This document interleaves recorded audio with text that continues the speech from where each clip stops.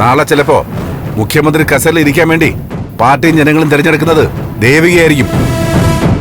നിങ്ങളെ സംശയിക്കാതിരിക്കാൻ വേണ്ടി കുറ്റങ്ങൾ മറ്റുള്ളവരുടെ തലയിൽ കൊണ്ടിരുന്നു. പക്ഷെ ഈ നമ്പരൊന്നും ഇവിടെ ചെലവായാലും മടം. ഏത് പാതാളത്തിൽ കൊണ്ട് ഒളിപ്പിച്ചാലും അവനെ പുകച്ച് പുറത്ത് ചാടിച്ചിരിക്കും. അവനിപ്പോ ഇങ്ങനൊരു അവസ്ഥ വരാൻ കാരണം താനാ. തെറ്റ് ചെയ്യുമ്പോ പറഞ്ഞ് തിരുത്താതെ പലതും മൂടി വെച്ചു.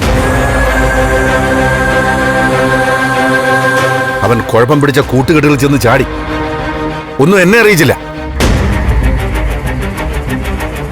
അവസാനം കാര്യങ്ങൾ കൈവിട്ടുപോയെന്ന് മനസ്സിലായപ്പോ തെറ്റുകാരൻ ഞാനായി അല്ലേ?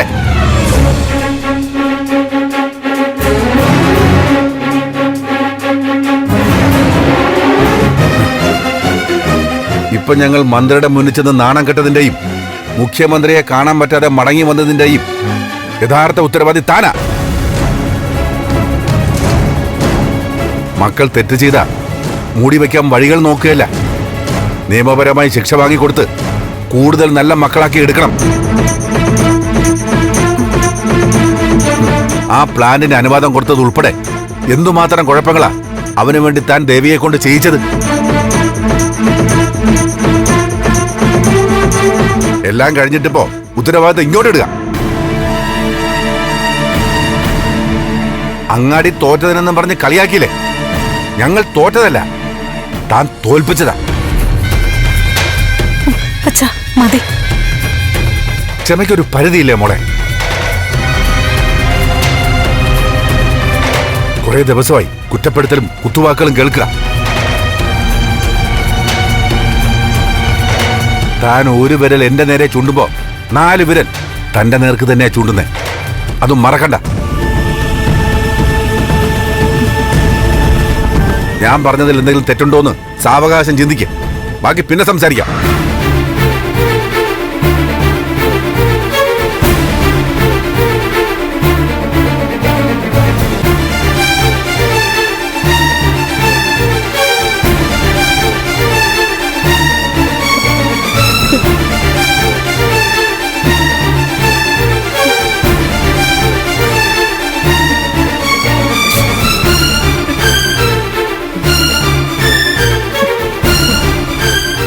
അമ്മേ പറ, ഇനി നീയും കൂടി കുറെ ആക്ഷേപങ്ങൾ പറ, ഞാൻ കേട്ടു നിൽക്കാം. നീ കാലെടുത്തു വെച്ച അന്ന് തുടങ്ങിയതാ ചന്ദ്രോത്തെ താളപ്പിഴകള്. ഇപ്പൊ സ്വന്തം മോനെ പോലെ എനിക്ക് നഷ്ടപ്പെട്ടു. വല്ലാത്ത ജന്മം തന്നെയാ നീ.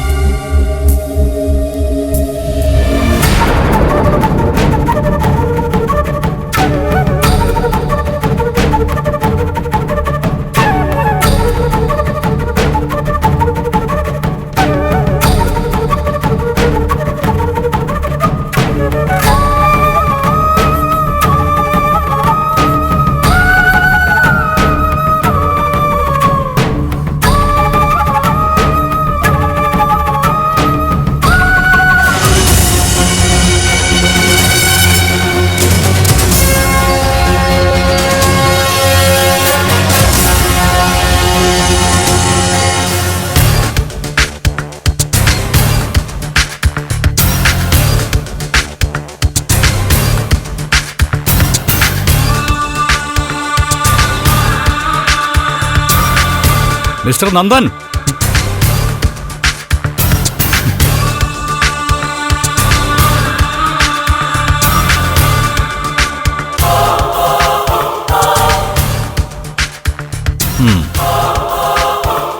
നന്ദ, ഇതെന്താന്ന് പറയാവോ? അതെന്തോ ആയിക്കോട്ടെ, പ്ലീസ് പ്രകാശൻ, എന്നെ ഒന്ന് മോചിപ്പിക്കേ. ഇതെന്തോന്നാ നന്ദ? നമ്മൾ ആരെയാ മോചിപ്പിക്കുന്നത്? തടവിലായവരെ ആണേ? എടാ, നീ ഇവിടെ തടവിലാണോ? അങ്ങനെയാണല്ലോ ഈ നന്ദന്റെ പറച്ചിലിന്റെ അർത്ഥം. നിന്നെ രക്ഷിച്ചു കൊണ്ടുവന്ന് ഒരിടത്ത് സംരക്ഷിച്ച് നിർത്തിയിരിക്കുക. സാമാന്യ ബുദ്ധിയുള്ളവർ ആവശ്യപ്പെടുന്നത് ഇവിടെ ഇപ്പോഴെങ്കിലും പറഞ്ഞു വിടരുത് എന്ന്. എടാ സനല് നന്ദൻ പറയുന്നത് കേട്ടില്ലേ, മോചിപ്പിക്കണമെന്ന്. ആ എന്ന് വെച്ചാ നന്ദനെ കാത്തിരിക്കുന്ന ഏതെങ്കിലും കത്തിക്കോ തോക്കിനോ നേരെ പറഞ്ഞു വിടണമെന്ന്. അതാ അതെ, അങ്ങ് പള്ളി പോയി പറഞ്ഞാൽ മതി. അമ്മാതിരി കേസ് കിട്ടുള്ളൊന്നും പ്രകാശനം എടുക്കില്ല. ആ മുമ്പൊരു സമയത്ത് ഞാൻ അല്പം കുഴപ്പക്കാരനായിരുന്നിരിക്കും. പക്ഷെ ഇപ്പൊ ദേ ഞാൻ തെളിഞ്ഞ മനുഷ്യനാ, തെളിഞ്ഞ മനുഷ്യൻ. ജയിലിൽ എന്നെ മറ്റൊരാളാക്കി. എടാ ഞാനിത് നിനക്ക് വേണ്ടിയിട്ടാ പറയുന്നതെന്ന് നിനക്കൊരിക്കൽ മനസ്സിലാവും. ദേ ഇത് കുറച്ച് ഡ്രസ്സുകളാ, ഷർട്ടും പാന്റും ജീൻസും ഒക്കെ ഉണ്ട്. എല്ലാം പ്രീമിയം ബ്രാൻഡാ. ഇതൊക്കെ ആർക്കാ? ആരാച്ചാർക്ക്? ചേട്ടാ പാടെ ചോദിക്കുന്നത് കേട്ടില്ലേ, ആർക്കാന്ന്? എടോ തനിക്ക് വേണ്ടിയോടെ കൂട്ടുകാരാ. ആ നന്ദ, നമ്മളെപ്പോഴും ഈ ഡ്രസ്സിൽ ശ്രദ്ധിക്കണം. ആ അത് പിന്നെ അകത്തായാലും പുറത്തായാലും. ഞാനേ ജയിലിൽ കിടന്നപ്പോ അവിടുത്തെ വെള്ള യൂണിഫോം ഇട്ട് ഞാൻ തന്നെ മടുത്തു. ഇപ്പൊ ഞാൻ പരോളിൽ ഇറങ്ങിയപ്പോ എനിക്ക് ഇഷ്ടപ്പെട്ട ഡ്രസ്സുകളൊക്കെ ഞാൻ സ്റ്റൈലിഷ് ആയിട്ടൊക്കെ ധരിക്കല്ലേ. നന്ദ, ജീവിതം ഇഷ്ടത്തോടെ ആഘോഷിക്കണം നന്ദ. നീ ഇതങ്ങോട്ട് പിടിച്ച്, നിനക്ക് ഇഷ്ടപ്പെടും. എനിക്കിത് വേണമെന്ന് പറഞ്ഞില്ലേ? ഇടാ ഇവന്റെ കാര്യം. തനിക്ക് വേണ്ടെങ്കിലേ എനിക്ക് വേണം. ആ ദേ നീ എന്നെ കൊണ്ട് കാശ് ചെലവഴിപ്പിക്കുന്ന വിഷമം കൊണ്ടല്ലേ വേണ്ടെന്ന് പറഞ്ഞ. ഞാൻ കാരണം വിഷമിച്ച ഒരാൾക്ക് വേണ്ടി ഞാൻ കുറച്ച് കാശ് വലിച്ചെറിയുന്നു, അത്രേ ഉള്ളൂ. താൻ എന്റെ ഗസ്റ്റാ. എന്റെ അതിഥി ഇങ്ങനെ ഒരേ ഡ്രസ്സുകളുമായിട്ട് കഴിയാൻ പാടില്ല. അപ്പൊ ഇതൊക്കെ യുക്താനുസരണം മാറ്റി നല്ല കുട്ടപ്പനായിരിക്കണം. ആ ഞാനിതോടെ വെച്ചേക്കാം. ഇനിയും കുറച്ച് ദിവസം ഇവിടെ കഴിയേണ്ടതല്ലേ. എന്താ എന്താ പറഞ്ഞേ? കുറെ ദിവസം ഇവിടെ കഴിയണമെന്നോ? ഏയ് അത്ര കൂടുതലൊന്നുമില്ല, ഒരു 2-3 മാസം കൂടി. ആ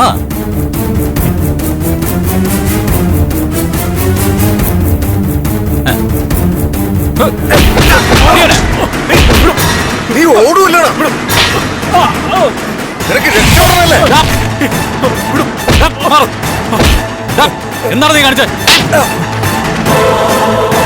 നന്ദന് ദേഹത്തോടെ നിനക്ക് എങ്ങനെ ധൈര്യം വന്നടാ? സോറി സാർ, പെട്ടെന്ന് അവൻ ഓടുന്ന കണ്ടപ്പോ. ആരോടി? നന്ദന് തമാശ കാണിച്ചല്ലേ? അല്ല പറ്റുക? സത്യത്തിൽ നന്ദ നിന്നെ അത്രയ്ക്ക് സ്നേഹിക്കുന്നോണ്ട് ഇവൻ തല്ലിയത്. ആ ഇപ്പൊ തന്നെ കൊച്ചുകുട്ടികള് തീയിൽ തൊടാനായിട്ട് കൈ നീട്ടുമ്പോ അച്ഛനും അമ്മയും തട്ടി മാറ്റും. എന്തിനാ? രക്ഷിക്കാൻ വേണ്ടി. ഇതും അതുപോലെ തന്നെ നന്ദ. എനിക്ക് എന്റെ വീട്ടിലെ കാര്യങ്ങളൊക്കെ അറിയണം. ദേവി ഒന്ന് കാണണം. 2 ദിവസത്തേക്ക് എന്നെ ഒന്ന് പറഞ്ഞുവിട്. ഞാൻ എല്ലാവരും കണ്ട് തിരിച്ചു വന്നോളാം. 2 ദിവസത്തേക്കല്ല, 2 നിമിഷത്തേക്ക് പോലും ഇവിടെ നിന്ന് ഇറങ്ങുന്നത് അപകടമാ. പറഞ്ഞില്ലേ? ദേ നിന്റെ രക്തത്തിന് വേണ്ടി ചുറ്റിലും ആൾക്കാരുണ്ട്. നന്ദന്റെ വീടിനടുത്തും ബന്ധുക്കളുടെ വീടിനടുത്തും ഒക്കെ ചാരക്കണ്ണുകളുണ്ട്. നന്ദന്റെ തലവട്ടം കണ്ട അന്നേരം തന്നെ കൊലയാളികൾക്ക് സൂചന കിട്ടും. തീർന്നു, അതോടെ എല്ലാം തീർന്നു. നീ കരുതുന്ന പോലെ അത്ര നിസ്സാരക്കാരല്ല നിന്റെ ശത്രുക്കള്. എതിർത്ത് നിൽക്കാൻ പറ്റില്ല. തൽക്കാലം ഒളിഞ്ഞിരിക്കേ രക്ഷയുള്ളൂ. എന്താ എടാ, നിന്റെ ജീവന് മേലുള്ള ഭീഷണിയൊക്കെ അവസാനിച്ച് ഞാൻ നിന്നെ പുറത്തുവിടും. എനിക്ക് വേണ്ടിയിട്ടല്ല, നിനക്ക് വേണ്ടിയിട്ടാ നിന്നെ ഇവിടെ ഇട്ടിരിക്കുന്നേ. അതെങ്കിലും നീ ഒന്ന് മനസ്സിലാക്ക്. ഹാപ്പി ആയിട്ടിരിക്കേ. നിനക്ക് ആവശ്യമുള്ളതെല്ലാം ഇവിടെ കിട്ടും. അപ്പൊ ശരി. ആ പിന്നെ ഡ്രസ്സൊക്കെ ഇട്ട് നോക്കണം. അളവ് ശരിയിലേക്ക് പറയണം, മാറ്റി വാങ്ങിക്കാം. അല്ലെങ്കിൽ പുതിയതെത്തിക്കാം. Okay, good night. സനലേ സാറേ, ഒരു കാരണവശാലും അവനെ പുറത്തു വിടണ്ട. ഇല്ല സാർ, ഞങ്ങൾ നോക്കിക്കോളാം. ഒക്കെ ശ്രദ്ധിച്ചോണം കേട്ടല്ലോ.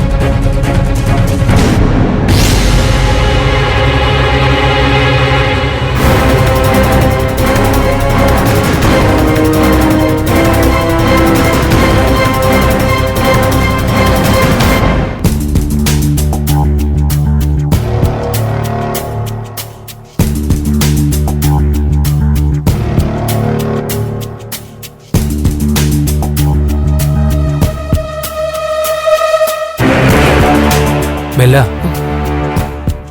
നമുക്കൊരു പണി എവിടെയോ ഒരുങ്ങുന്നുണ്ടോ കെവിൻ? എന്താടി അങ്ങനെ തോന്നാ? അല്ല, പലതും ചേർത്ത് വെച്ച് നോക്കുമ്പോ എനിക്കെന്തോ അങ്ങനെ ഒരു ചിന്ത. പാപ്പനും പറഞ്ഞില്ലേ ഒരു കൊടുങ്കാറ്റ് ഉരുണ്ടുകൂടുന്നു.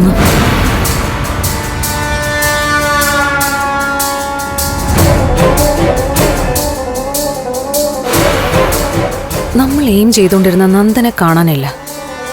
ഋഷിയുടെ കാര്യത്തിലും നമ്മൾ ടെൻഷനിലായിരുന്നു. ഇപ്പതേ ഋഷിയും കാണാനില്ല. എന്നിട്ടിപ്പോ അരുന്ധതി മാഡത്തോട് നമ്മൾ ഉത്തരം പറയേണ്ട അവസ്ഥ. ഇനി ഇതിന്റെയൊക്കെ പിന്നില് ശരിക്കും അരുന്ധതി മാഡം തന്നെയാണോ? ഏയ്, എനിക്കങ്ങനെ തോന്നുന്നില്ല. പാപ്പൻ പറഞ്ഞില്ലേ നമ്മളെക്കാളുമൊക്കെ അടവുകൾ പഠിച്ച ആളാ അരുന്ധതി മാഡം. ആരെ എങ്ങനെ കൈകാര്യം ചെയ്യണമെന്ന് അവർക്ക് നന്നായിട്ടറിയാം. അവരുടെ കമ്പനി തകർക്കാൻ പല വമ്പന്മാരും പണ്ട് രംഗത്തിറങ്ങിയതല്ലേ. എന്നിട്ടോ അരുന്ധതി മാഡം എല്ലാവരെയും ചുരുട്ടിക്കൂട്ടി മൂലക്കെറിഞ്ഞില്ലേ. ഇപ്പോഴും തോക്കുമായിട്ടല്ലേ നടക്കുന്നത്. അവര് എന്തോ മനസ്സിൽ കണ്ടിട്ടുണ്ട് കെവിൻ. പണ്ടവരെങ്ങനെയൊക്കെ ആയിരുന്നെങ്കിലും ഇപ്പോ ഒതുങ്ങിപ്പോയില്ലേ? ഏയ്, അങ്ങനല്ല കെവിൻ. ഇങ്ങനൊരവസ്ഥയില് അവരൊന്ന് തണുത്തു നിന്നതാവും.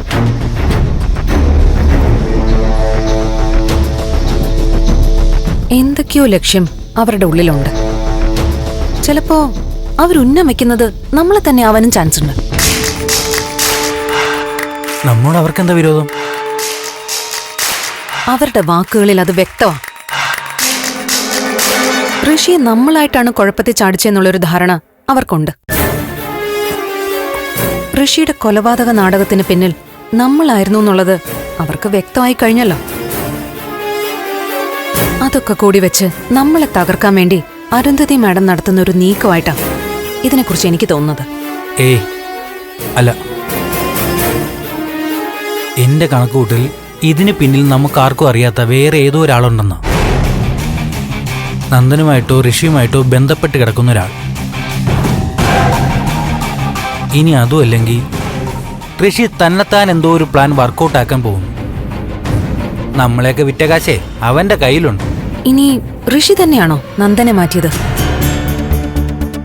അതോ എവിടെയോ മറഞ്ഞിരിക്കുന്ന നന്ദൻ ഋഷിയോട് പകരം വീട്ടിയതാണോ? ഒന്നും മനസ്സിലാവുന്നില്ലല്ലോടാ. ഈ ഒരു കാര്യത്തിൽ നമ്മൾ ഇറങ്ങണ്ടായിരുന്നു തോന്നില്ല ഇപ്പൊ എനിക്ക്. എന്താ?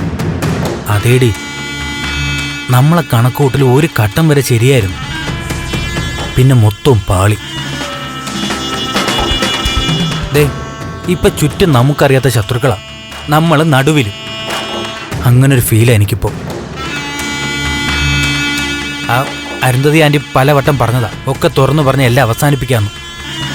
അത് ചെയ്താൽ മതിയായിരുന്നു. എങ്കിൽ ശരി, നീ ചെല്ല്, അവര് പറഞ്ഞതുപോലെ ചെയ്യ്. എല്ലാം തുറന്നു പറയടാ. ബില്ല, നീ ചൂടാവാതെ. ഞാൻ ചൂടായതൊന്നും അല്ല, കാര്യം പറഞ്ഞതാ. നീ ചെന്ന് കുമ്പസരിച്ച് നിന്റെ തടി രക്ഷിക്ക. പക്ഷേ ഞാൻ പാതി വഴിയിൽ ഇട്ടെറിഞ്ഞു പോവാൻ ഉദ്ദേശിച്ചിട്ടില്ല. രണ്ടിലൊന്നും അറിഞ്ഞിട്ടേ ഉള്ളൂ. അവസാനിപ്പിക്കല്ലേ. എടി, ഞാൻ പേടിച്ച് പിന്മാറാൻ പോകുന്നെന്നല്ല പറഞ്ഞത്. കൂടുതൽ പ്രശ്നങ്ങൾ വരാതിരിക്കാൻ വേണ്ടി ഒന്ന് സൂചിപ്പിച്ചതാ. ദേ, ഞാൻ നിന്റെ കൂടെ തന്നെ ഉണ്ട്. ഇനിയൊക്കെ വരും പോലെ വരട്ടെ. നമ്മൾ വിചാരിച്ചത് സാധിക്കും കെവിൻ. ഋഷിയെക്കുറിച്ച് എന്തെങ്കിലും ഒരു തുമ്പ് കിട്ടിയാൽ മതിയായിരുന്നു. അത് പിടിച്ച് നമുക്ക് മുന്നോട്ട് പോവാം. ഇനി അവനെന്തെങ്കിലും അത്യാഹിതം സംഭവിച്ചാണോ? എന്നുവെച്ചാ മരണപ്പെട്ട് കാണുമോന്ന്.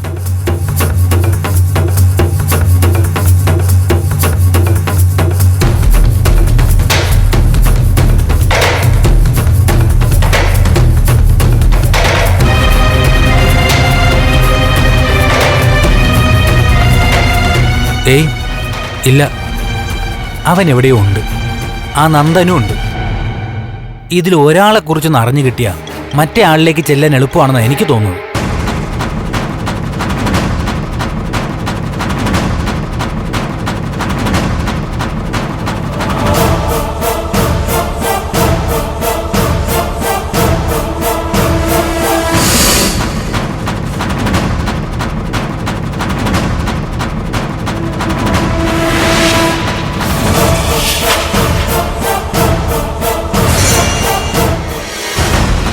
എന്ന് പറഞ്ഞാൽ എങ്ങനെയാ?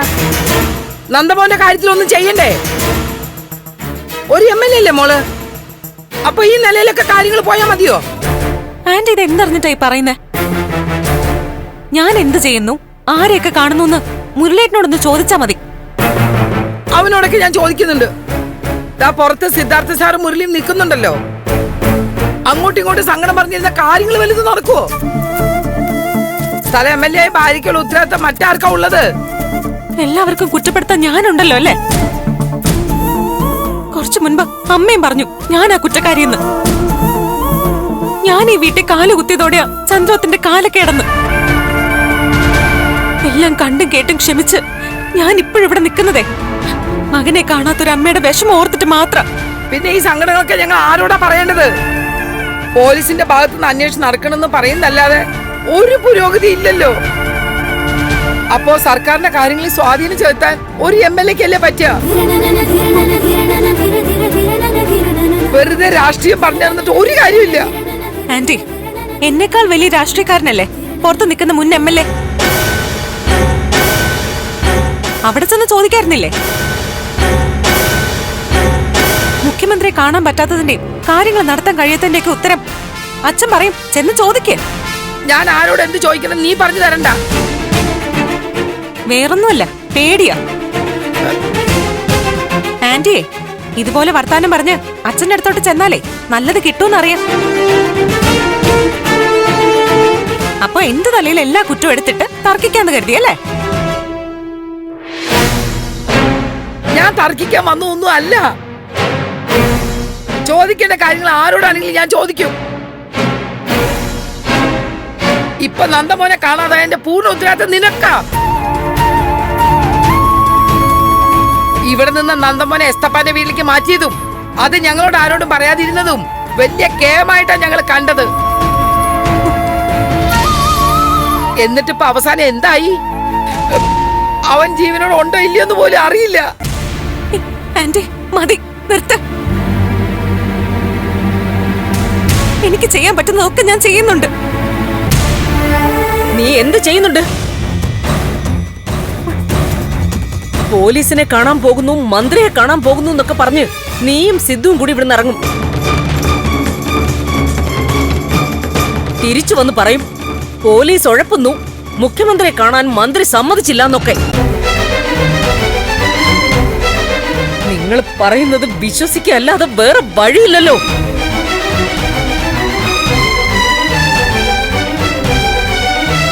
ഭാർഗവി, നീ എന്തിനാ ഈ രാത്രി ഇങ്ങോട്ട് വന്നത്?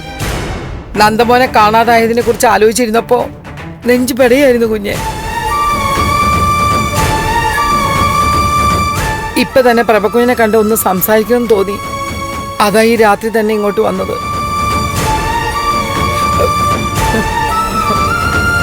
ഞങ്ങളുടെയൊക്കെ മനസ്സിന്റെ വേദന നീ ഒന്ന് മനസ്സിലാക്കി ദേവികെ. ആന്റി, എന്റെ ആത്മാർത്ഥതയെ ചോദ്യം ചെയ്ത് ഈ രീതിയിൽ സംസാരിക്കരുത്. എന്റെ മനസ്സിൽ എന്താണെന്നും ഞാൻ എന്ത് ചെയ്യുന്നു ഇനി ആരെയും തെളിവ് സഹിതം ബോധ്യപ്പെടുത്താൻ ഞാൻ ഉദ്ദേശിക്കുന്നില്ല. എത്ര വട്ടം ഞാൻ പറഞ്ഞതാ കാര്യങ്ങളൊക്കെ, എന്നിട്ടും വീണ്ടും വീണ്ടും എന്നിങ്ങനെ കുറ്റപ്പെടുത്തല്ലേ? സഹിക്കുന്നതിനൊരു പരിധിയുണ്ട് ആന്റി.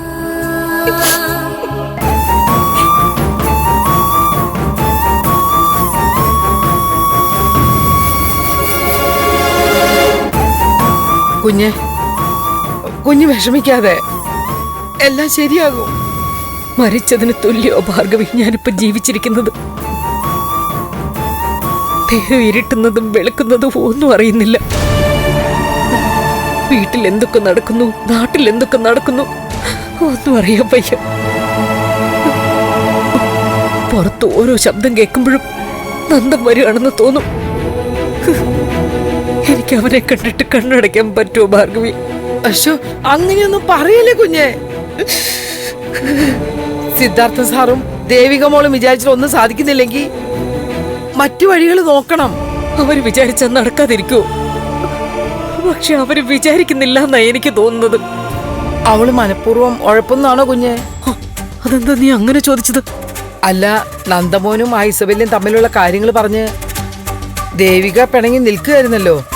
ഇനി ചിലപ്പോ ഏയ് ഇല്ലാത്തൊന്നും പറയരുതല്ലോ. ദേവിക്ക് നന്ദനെ കാണാത്തതില് നല്ല വിഷമമുണ്ടെന്നായി എനിക്ക് തോന്നുന്നത്. എന്നാ പ്രഭകുഞ്ഞൊരു കാര്യം ചെയ്യണം. ദേവികയുടെ വീട്ടിലേക്ക് ഒന്ന് വിളിക്ക്. രാധികയോട് കാര്യങ്ങളൊന്ന് പറ. എന്തെങ്കിലും തരത്തില് ദേവികയ്ക്ക് നന്ദമോനോട് ഇഷ്ടക്കുറവുണ്ടെങ്കിൽ അറിയാലോ. ദേവിയോട് അന്വേഷണ കാര്യങ്ങളൊക്കെ ഒന്ന് ശക്തമാക്കാൻ പറ. അമ്മേ ആ വാ. മുരളി പോകുമ്പോ കൂടെ ചെല്ലാന്ന് പറഞ്ഞിരുന്നു. നീ പൊക്കോ മുരളി, ഞാൻ പിന്നെ വന്നോളാം. ശരി. അത് വേണ്ട ഭാർഗവി, നീ ചെല്ല്. ഈ രാത്രി നീ ഇവിടെ നിന്നിട്ട് എന്തിനാ? ചെല്ല്.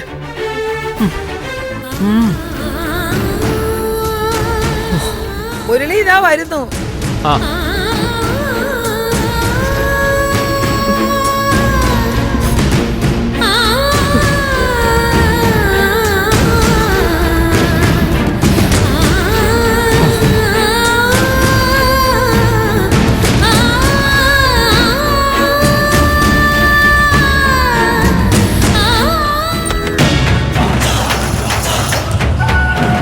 എന്നടാ നിനക്കൊട്ടും വിശപ്പില്ലേടാ?